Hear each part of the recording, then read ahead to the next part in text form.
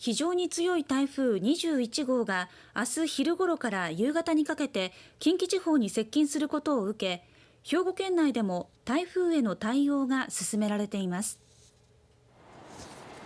前回の台風よりも強い勢力で接近している台風21号。JR 西日本は京阪神エリアにおいて明日の始発から一部列車の運転を取りやめ、午前10時までにはすべての列車を運休する見込みだと発表しました。また大丸神戸店、須磨店、